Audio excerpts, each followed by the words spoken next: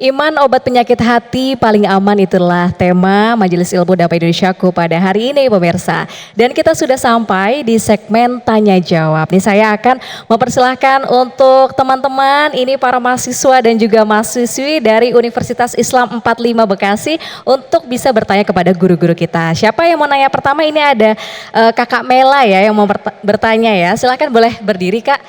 Dan apa ini pertanyaannya? Silahkan. Assalamualaikum warahmatullahi wabarakatuh. Waalaikumsalam warahmatullahi wabarakatuh.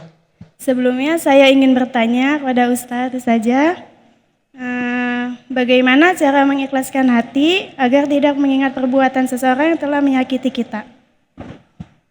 Oke, langsung nanti akan dijawab oleh Ustazah ya. Itu saja pertanyaannya. Oke, terima kasih Kakak Mela, boleh duduk kembali. Silahkan Ustazah. Bismillahirrahmanirrahim. Bagaimana caranya mengikhlaskan hati ketika ada orang yang sudah menyakiti kita? Kayaknya ini fenomena para perempuan semua ya. Waduh iya, apalagi rata-rata ini mahasiswi. Ini sedihnya karena apa? Patah hati katanya, asmara, Masya Allah. Bagaimana caranya mengikhlaskan hati ketika ada orang yang menyakiti kita? Satu, pahamilah tidak ada manusia yang bisa membuat puas hati kita. Di dunia ini gak ada manusia yang bisa bikin puas hati kita. Tadi kiai kita telah menjelaskan bahwa apa-apa yang udah diterangkan atau jatuh kepada kita ini kadang nggak sesuai kepada ekspektasi kita, benar gak? Kita udah berharap banget sama dia, atau kita udah menceritakan semua keluh kesah kepada teman kita, atau semua ujian-ujian kita, masalah hidup kita udah sampein ke bestie kita. Nih biasanya teman-teman kan pada punya bestie ya. Ternyata 2 bulan kemudian bestie kita yang kemarin mendengarkan curhatan kita malah ngebongkar rahasia kita. Pernah sakit gak kira-kira kayak gitu? Sakit banget. Kenapa sakit banget? Itulah manusia. Padahal kita harus bersandar sama Allah. Kita cerita apapun, buka-bukaan sama Allah, gak bakalan Allah buka aib kita. Gak bakalan Allah buka kesalahan kita. Gak bakalan Allah beberkan semua ujian-ujian kita. Asalkan satu, selama kita tidak membuka aib manusia lain. Kan gitu kata Rasul. Siapa orang yang tidak membuka aib saudaranya sendiri, Allah gak akan buka aibnya sampai kapanpun itu. Tapi kalau kita masih buka aib orang lain, tunggulah waktunya aib kita juga akan dibuka. Maka cara mengikhlaskan hati, satu, pahamilah gak ada manusia yang bisa bikin hati kita puas. Yang cuman bisa bikin hati puas itu adalah Allah. Ujian sebesar apapun, sekecil apapun, kalau kita curhatnya, sampeinnya, doanya kepada Allah, maka itu bikin hati kita jadi tenang. Maka hasil daripada iman, fatawakkal 'alallah wa may yatawakkal 'alallah fahuwa hasbuh innallaha balighu amrih.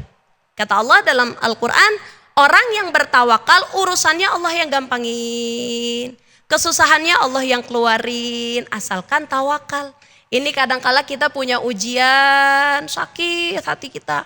Akhirnya gimana cara kita mengikhlaskannya? Itu tadi, pahami manusia ini gak ada yang bisa memuaskan hati, cuman Allah lah yang bisa puasin hati kita. Hasbunallah wa ni'mal wakil, ni'mal maula wa ni'man nasir. Wallahu a'lam bishawab.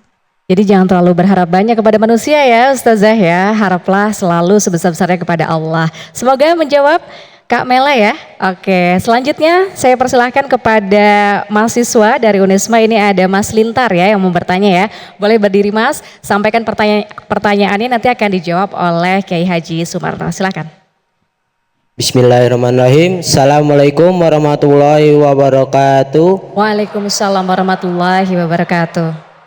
Saya ingin bertanya pada Kiai tentang bagaimana cara menjaga iman di tengah derasnya konten media sosial yang tidak selalu positif. Jadi di dunia sekarang kan banyak tuh konten-konten yang vulgar, terus yang berbau seks, itu gimana cara menanggapinya, cara menjaga imannya begitu. Sekian dari saya. Wassalamualaikum warahmatullahi wabarakatuh. Waalaikumsalam warahmatullahi wabarakatuh. Memang sekarang tuh mudah banget Kiai melihat konten-konten yang seharusnya tidak kita lihat di media sosial tuh. Gimana Kiai? Silakan. Siapa namanya nih? Ada Mas Lintar. Alhamdulillah, pertanyaan modern. Masya Allah. Ini adalah fenomena yang tengah terjadi di tengah-tengah masyarakat kita. Hidup memang tadi saya katakan penuh dengan problema. Problema yang dihadapi hari ini adalah keliaran dunia digital. Keliaran dunia digital yang terjadi saat ini bukan tidak ada aturan dan undang-undangnya, padahal ada aturan dan undang-undangnya ada. Tapi kadang-kadang karena ada tekanan kebutuhan, terjadilah aturan ini dibeli oleh kebutuhan, sehingga akhirnya kita sebagai sebagai konsumen akan jadi korban daripada produsen. Biang keroknya siapa? Kapitalis. Saya jujur, ini masalahnya semuanya kita jadi korban. Mana korbannya? Dari mana dia tahu nomor HP kita? Dari mana dia tahu akun kita? Nah, itulah tadi Allah bilang. Pertama, ku anfusakum wa ahlikum naro. Jaga diri kamu dan keluarga kamu dari neraka. Sudah diprediksi oleh Allah. Nanti akhir zaman akan terjadi. Orang akan menghadapi neraka langsung nyata di depan kehidupannya. Bahasa anak muda kita bilang begini, kita kagak lihat kelihatan, kita lihat juga menakjubkan, maju kena mundur mentok. Ya Pak ya. Kita nggak lihat kelihatan, ya. Kita merem juga rugi, kita melotot juga menakjubkan, kan maju kena mundur mentok. Makanya pernah Sayyidina Ali ketika pada waktu berjalan dengan Rasulullah ketemu dia ada perempuan terbuka pakaiannya. Ya. Lalu apa? Kata Rasul. Pandangan pertama nazrul ular rahmah dan yang berikutnya akan menjadi azab. Karena itu suruh jaga. Bagaimana tadi jaganya? Fazkurullah zikran kasira. Banyak ingat kepada Allah. Ketika kita akan melihat terbawa yang demikian, buru-buru apa? Astagfirullahaladzim. Oh. Kebetulan yang dilihat jelek, kalau yang cakepan Pak tambahin alhamdulillah. Kan lumayan. Jadi itu obatnya Pak, baca Pak. Banyak ingat kepada Allah. Banyak ingat kepada Allah. Makanya bentengnya itu yang paling utama. Di mana ingatnya? Di hati tanamin. Insya Allah. Saya kira mudah-mudahan ada manfaat semua. Amin ya robbal alamin. Amin amin ya rabbal alamin. Terima kasih Kiai atas nasihatnya. Nah pemirsa, usai jeda berikut ini Damai Indonesiaku juga akan membuka sesi tanya jawab bagi para jamaah yang hadir. Jadi tetap bersama kami di Majelis Ilmu Damai Indonesiaku.